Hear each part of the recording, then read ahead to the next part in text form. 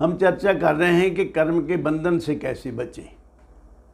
कोई भी कर्म करेंगे तो उसका अच्छा या बुरा फल तो भोगना ही पड़ेगा, और कर्म का फल भोगने के लिए शरीर भी होना ज़रूरी है, क्योंकि शरीर से ही तो फल भोगे जाएंगे।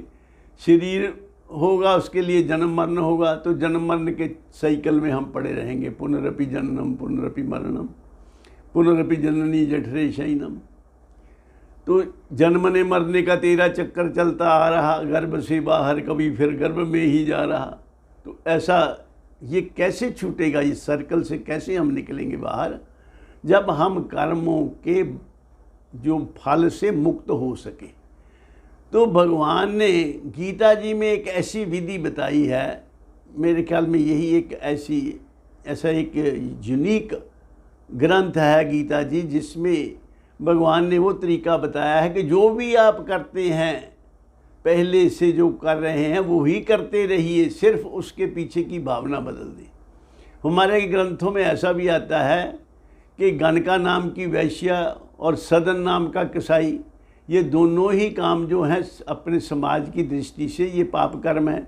इनको करते करते भी इनको भी सिद्धि प्राप्त हुई। भगवान ने इनको भी अब इनके कर्मों के, जब इन्होंने तरीका बदला, कर्म करने की भावना बदली, तो इससे मुक्ति प्राप्त हुई उनको। तो कर्म इटसेल्फ बांधते नहीं है। जो डिज़ायर ओरिएंटेड फल प्राप्ति की बुद्धि से जो हम काम करते हैं वो बंधन का कारण बनते हैं। अगर हम उन्हीं कर्मों को भगवत अर्पण बुद्धि से करें तो वही कर्म हमारी पूजा बन जाते हैं। पूजा क्या है?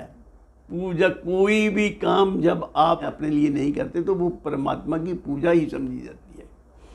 समाज के लिए करें, परमात्मा के लिए करें, दीन दुखी को उसका दुख दूर करने के लिए कोई काम करें तो वो हमारी पूजा है। और अब पूजा भी अगर आप किसी स्वार्थ बुद्धि से करते हैं तो वो फिर आपका कर्म ही गिना जाता है, पूजा नहीं गिनी जाती। रामायण जी में ऐसा था उदाहरण, जब मेघनाथ एक यज्ञ कर रहा था तो वो यज्ञ अगर उसका सफल हो जाता तो फिर वो अजय हो जाता, उसको कोई हरा नहीं सकता था। तो भगवान ने ब्राह्मणों को आज्ञा दी थी कि उसका यज्ञ विध्वंस करो, क्योंकि वो यज्ञ के पीछे जो भावना थी वो भावना जो वो ठीक नहीं थी। दुर्भावना से की गई पूजा भी एक कर्म ही है। तो गीता जी में भगवान ने 9वें अध्याय के 27वें मंत्र में इसका निर्णय किया है, यत करोषि यदश्नासी जजु होशी ददासी यत यत तपस्यसी कौन्तेय तत् कुरुष्व मदार्पणम। वो तू मेरे अर्पण कर, जो भी कुछ करता है, खाता पीता सोता जागता, जो भी कुछ कर्म तुमसे स्वाभाविक कर्म हो रहे हैं सब मेरे अर्पण कर दे, तो वो कर्म तुम्हारे पूजा बन जाएंगे। तो भगवान की अपने जो कर्मों के द्वारा भगवान की पूजा करना, अपने अपने स्वाभाविक कर्म करते हुए उन कर्मों को ही भगवान की पूजा बना लेना, तो फिर कर्म बंधन का कारण ना बनकर आपको सिद्धि प्राप्ति का, परमात्मा की प्राप्ति का कारण बन जाते हैं। इसको एक उदाहरण से स्पष्ट करते हैं। कोई आदमी कहीं जा रहा है, उसके पास बहुत सारा रुपया पैसा है, रास्ते में उससे कोई चोर डाकू मिल जाते हैं। वो कहते हैं जो पैसा है तुम्हारे पास दे दो, वो नहीं देता तो वो उसके पेट में छुरा मारते हैं, उसको जख्मी करके रुपया पैसा छीन के ले जाते हैं। और फिर अब वो क्या करेगा, तो वो उसको पुलिस में रिपोर्ट करेगा, उसको जेल तक पहुंचाएगा। ऐसे ही किसी आदमी के पेट में दर्द हुआ, मान लो दूसरी घटना, डॉक्टर ने उसका पेट फाड़कर उसमें जो रोग था जिसके कारण दर्द था उसको निवारण किया उसका, तो आप डॉक्टर का धन्यवाद भी करेंगे, उसको फीस भी देंगे। दोनों बाह्य कर्म एक जैसे ही हैं, दोनों ने पेट फाड़ने का ही काम किया, लेकिन दोनों के पीछे भावना का फर्क है।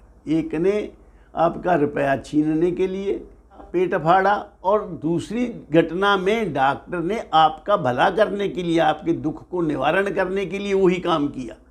तो भावना का फर्क होने के कारण एक जो कर्म है वो पुण्य कर्म गिना जाता है और दूसरा जो है वो पाप कर्म गिना जाता है।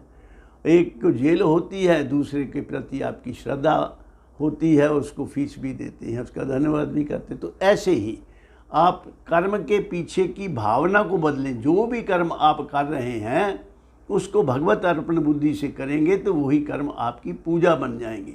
इन्हीं शब्दों के साथ मैं अपनी वाणी को विराम देता हूँ और आप सबके कल्याण की कामना करता हूँ। सर्वे भवन्तु सुखिनः, सर्वे सन्तु निरामया, सर्वे भद्राणि पश्यन्तु, माँ कश्चित् दुःख भाग् भवेत्। ओम शांति शांति शांति ही।